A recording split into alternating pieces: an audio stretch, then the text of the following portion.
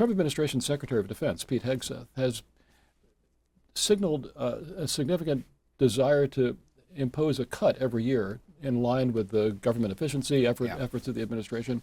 I've seen figures of 8% a year, but it's not clear to me whether that's an overall cut in the budget of the Defense Department or a reordering of priorities of the Defense Department. Can you explain some of this? It's very confusing. He started off with 8% off of the Biden budget. Right.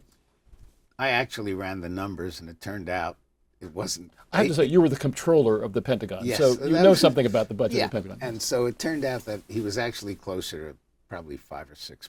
Because 8% would have been $72 billion, and he was talking about $50 billion. A lot of people thought he was simply going to cut it. Right. He then announced that, no, he's going to move it. Now, the question is, first of all, where's he moving the money from? Because for those programs, it's a cut. Yeah. Secondly, where is he moving them to? So he's got, for instance, this Golden Dome idea. Okay. That's an updated variant, President Trump's idea, an updated variant of Star Wars. Star Wars, we've spent tens of billions on, still hasn't happened. Right.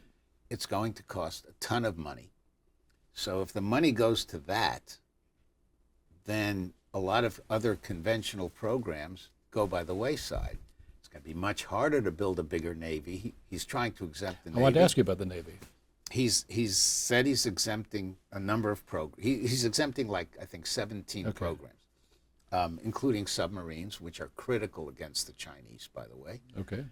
Including drones, which are supposed to fly alongside the next generation, called the F-47 aircraft. By the way, people think, oh, Mr. Trump, 47.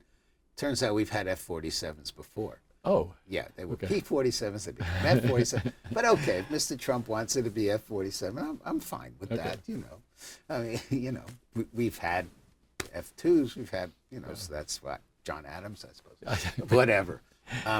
The point is, the replicator program, which is the drone program, he's exempted that. He's exempted a number of key programs.